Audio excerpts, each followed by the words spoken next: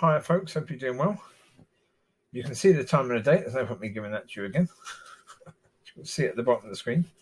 You shouldn't be able to see it, but that's what the dozy computer people did to the computer. So there you go. It is what it is. Oh dear. Anyway, okay. Speak about a few Christian things today. First of all, I was speaking about worship leading the other day. Again. So there's an interesting thing about worship that is a good example about why God deals with every Christian and every church differently. As I said, church-wise, you've got all different people in there that God knows, each and every one of them. It would take the leadership of the church maybe 60 years to get to know the people as well as God knows them. By the time the leadership knew that, most of those people would be dead. So it would be pointless getting that information on them, really. So you knew them and knew how to direct the church, because you now get different people in. You need another 60 years to get to know. By which point, you're going to have a whole new leadership in that would need to learn all that information all over again. Which is maybe why we have a problem with the church having no direction. Because the leadership are bothering too much trying to get to know the people so they know how to direct it. So, but why is worship important? Okay. Or why is worship interesting is more the point. Well, you could have some beautiful worship being done by a worship leader who is very good at their ministry. Because, I repeat, worship leading is a ministry. And until it's seen as a ministry, you probably won't get people that are very good at it. So it's key to recognize what it is, a ministry. So there you go. That's that. But let's assume you're having great worship. You'll have some people that are worshipping with on their knees, with their face to the ground, not really focusing on the words of the song, because they're in the spirit. They're focusing on God. And the music and everything is just a harmony to them. And that's cool. That's one way to do it. Other people will try and sing the worship song as beautifully and as well as they possibly can. And that's their way of trying to honor God. They sing the words of love in as loving a way and as beautiful a way as they possibly can. And again, great. That's the way they do things. Fantastic. Other people will dance. Some people will wave a ribbon. Now, why? I don't know. It normally seems to be middle-aged women that are doing this. Why they're doing it, I don't know. I have no idea whatsoever what it's supposed to be doing or what the meaning is behind it. I don't know. But if it works for them, okay. Great. Other people may just during worship shout, yippee, yippee. I'm not saying they have. I'm saying they might. And if they do, that's cool. That's fine. You might have somebody who shakes violently, falls on the floor, acts as if they're having a fit.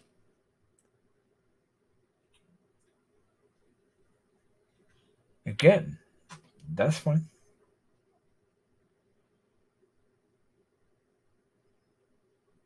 If that's what your worship brings you to, then that's fantastic. You may be having an incredible spiritual event.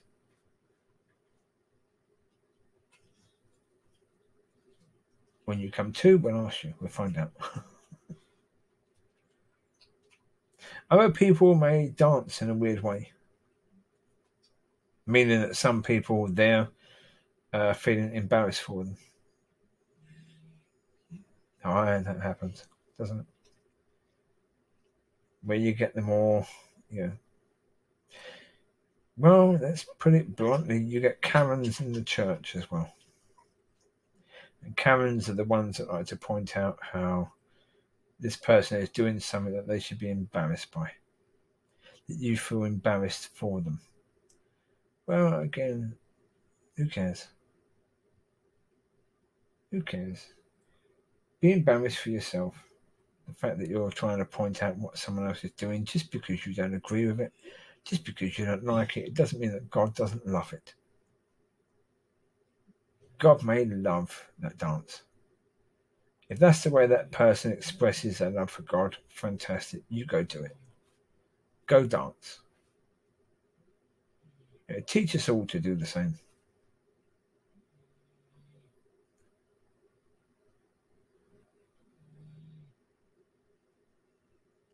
Now, the reason why I mention all these differences is because that's just mentioning one area. Just one area. That's just worship. That's just how people can be different in their worship, in the way they worship. And that's only a few tiny examples. There's probably hundreds more examples of how people can be different in the way they worship.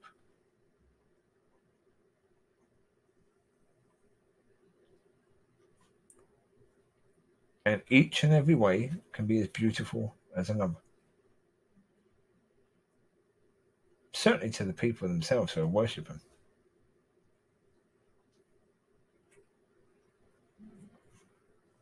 And other ministries, people do things differently to others. It doesn't mean the way you're doing it is wrong or the way the other people are doing it is wrong. But that's why God knows people, and that's why God is the one that has to lead people. Because God is the one who understands people, who they are, why they are who they are, why they do things the way they do them.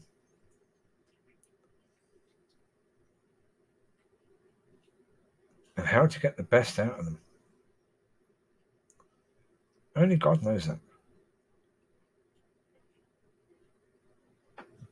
So you let God do that.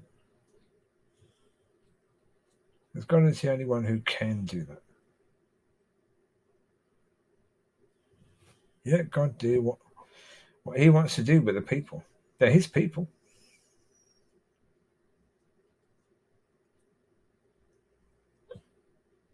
But, I mean, why have I been so insistent upon the fact the church has to be sorted out? Well, it's quite simple. Look at the purpose of church. If you can understand the purpose of church, and you can get church living according to its purpose, to be a living, breathing, functioning church, then you have the situation where individuals can be trained, or can be taught, can be trained, can be equipped. But even previous to that, can be brought into the church, can be set free, can be delivered from the crap that they've carried around with them for a certain amount of times of their life, some for most of their life. The habits, the addictions, the demonic stuff. Because with all that stuff set on you, you've got a very slim chance of making it as a Christian. A very slim chance of making it. And there have been people that have been lost. Because when they came into the church, they weren't set free. Because the church wasn't functioning properly and didn't really care. That's the reality. It's even the case now. You look at the fact of why hasn't the church got right? Because it doesn't care enough to get right. It doesn't. It doesn't care enough to be willing to be convicted of sin. Because for you to sort things out, you first of all got to admit that things are wrong. You've got to admit that you've been doing things wrong. And maybe doing them wrong for decades. which of course is really bad. I mean, certainly if you expect anyone to trust your judgment in the future, well, you just admitted that your judgment over the past 20 years has been wrong, that you've led your church astray. But of course, members of the church, especially people in a high up position, want to retain their position. They don't want to fall from grace. Falling from grace is really tough. Getting back up there is viewed as tough. Why is it viewed as tough? Because you have no understanding of God. So you view getting back up there as tough because you don't know that God can get you back up there in a split second. You can't work your way back up there. You're right to say you can't work your way back up there because you can't. But God can get you back up there in an instant.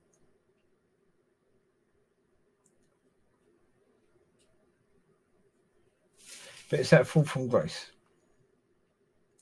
Yeah, you've had people looking at you, people admiring you, people looking to you for guidance for all those years. And they've trusted you. They've trusted you and they've given their lives to the church. And they have. They shouldn't have done. They should have given their lives to God, not the church. But they have. They've given their lives to the church. They've given time, so much of their time to the church to try and help that church to survive, to keep going.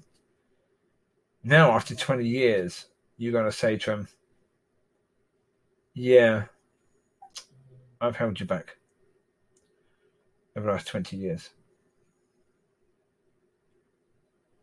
20 years ago, I should have taken you over there, but I said no. But trust me for the future. Would you? Would you trust you for the future? Well, before God sorts you out, the way you are thinking is that you wouldn't trust you for the future. So, of course, it makes it very difficult to admit wrong. Very difficult. You've got to care enough. You really do. You've got to care for the people that God has put in your charge. And you've got to care enough for them to be willing to do whatever it takes, including stepping down, including walking away from that church. If it's the best thing for the church and for the people in that church, you've got to be willing to do that. If you're not, then, yeah. You're in a situation where you're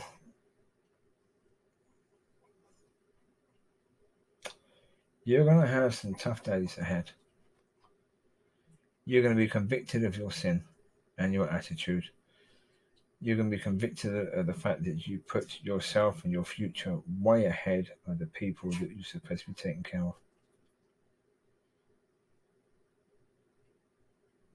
And that's going to be tough.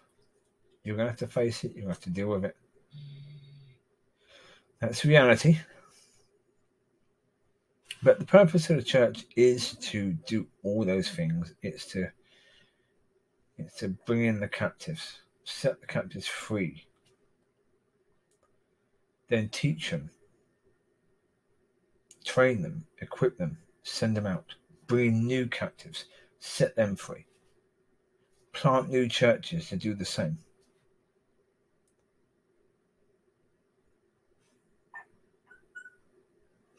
We are supposed to be in a spiritual warfare, so therefore we are an army. But we're an army that hasn't been trained. We're an army that hasn't been equipped because the church hasn't been doing it. The problem is the church is full of people who are lily-livered, left-wing babies. They don't want to blame anyone. They don't want to say things aren't good because they don't want to make the leader feel bad. They don't want to make anyone feel bad by anything they say. And so, things will only change when God starts convicting people of their sin, and that's going to be really bad. If you think that anything you say could be as bad as God convicting people of their sin, you are massively mistaken. Your job as a member of a church is to help your leadership to lead. If they're leading you in the wrong direction, your job is to help them to realize that. To do the best you can in love to help them to realize that.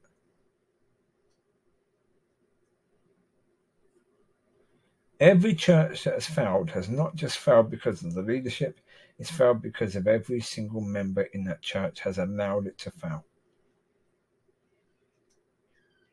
Every single person in that church had the ability and had the possibility of being led by the Spirit to help that church correct itself and get on the right path. They just didn't want to.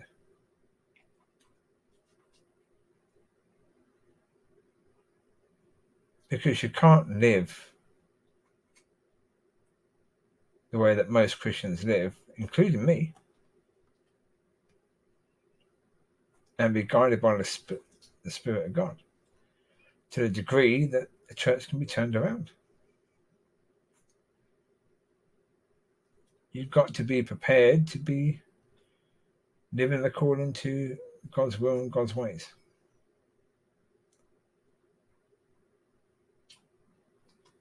And the reality is, in a sea of darkness, there's not enough people willing to let their light shine. Because of course, again, we come into the subject of light. If you're talking about light, then you've got to acknowledge the fact that anyone in darkness is going to be offended by light. If you're in a dark room and you've been in a dark room for a long time, and we're talking a long time, we see in videos of people that have been in solitary confinement in the dark cell for a long time. When that light is first brought in, they hide away from it. They try and get away from that light because it's offensive. It hurts the eyes. That's physical light. You're talking about spiritual light. That spiritual light hurts the soul. People will try and get away from it. You will be attacked if you try and shine that light. Sometimes you will come under attack. Because, again, when people feel hurt, they try to attack. They try and repel the thing that's hurting them. And people don't want to be hurt. It's understandable. People don't want to be hurt.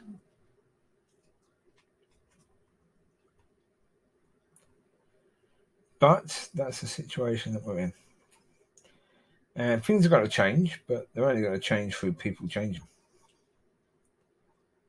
We're coming close up to the point now where the prophecy was given that God was going to change the church.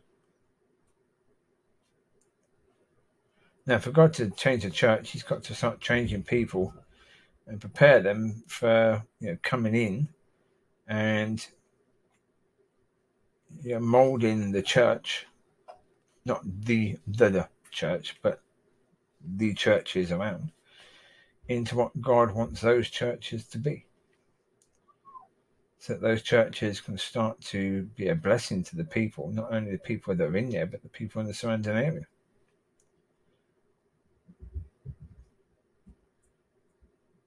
Because you can't clear people out unless you've got people to come in. And the first people that go in there, it's going to be hard. Really hard for them. Because the church members are going to be highly resistant to any change. I mean, you might be lucky. You might go somewhere where the people are ready. But, yeah. You may have to do something that is really counter to suicide in the church. You might have to risk everybody walking out. But you know what? Let them walk out. If they were the people that allowed it to go wrong, and so wrong for so long, let them walk out. Let God bring in the people that he wants in there to bring that church to where it needs to be. If those people that were in that church aren't the people that need to be there to bring it to where it needs to be, then they can go. They're not your responsibility. As I said last night in the video last night, your responsibility is if God says, say this, do this, go there. You say that, do that, or go there. It doesn't matter whether the people in the church aren't happy with you doing that. You don't serve them, you serve God. Let God deal with them. If they leave, God is big enough to take care of them or get them to where he needs them to be.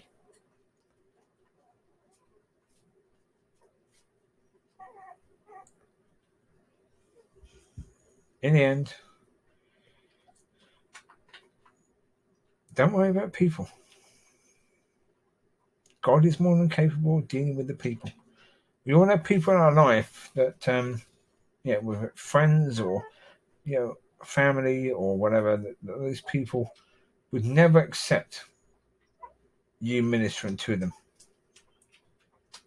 You speaking to them, they would never accept that. That's okay. Don't worry about it. Don't worry. You just do what God wants you to do. Let God deal with them. God brought you to him so he can bring them to him as well. He doesn't need to use you. He's going to use you to do something else. He can use someone else to bring them to him.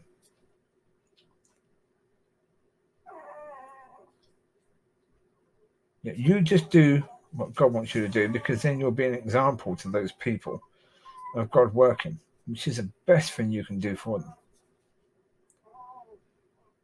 Same as the people in your church.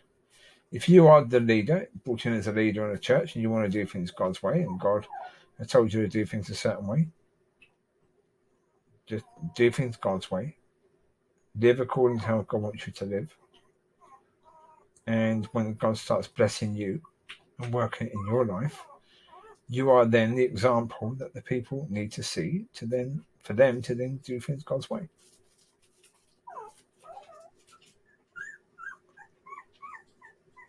You can hear the puppies. They're trying to feed again, but I've got to feed Mum. She's having to sleep right now. Well, they're doing well. They're starting to stand now. Their eyes are opened. They're starting to stand, trying to walk. So that's good. Their nails are incredibly sharp, so I need to cut them soon. So we're doing that fairly soon, cutting their nails off. Yes. Well, it's all fun and games for little babies. They'll start to go outside soon, and we get all that fun. So the fun starts for me to start getting involved with them now. Start doing food for them, teaching them to eat away from Mum, to lick up food. So that's something I've got to do in the next couple of days. So that'll be interesting to say the least. I normally wait until they can stand up first, because obviously, standing at a bowl is more easier if they can stand up. Because if they're just laying down in front of a bowl, sticking their head in, they're not going to do very good at eating what's in there. So it needs to be able to stand up first. So, but that's something that's going to happen very soon, and then all the fun starts. So it'll be about 4 weeks of me running around after the pups. Now that's going to be great fun. So the time when the pups are asleep is very important. You utilise that time massively. Yes, certainly do. Right, well, you take care. God bless. I will speak to you soon. Bye-bye.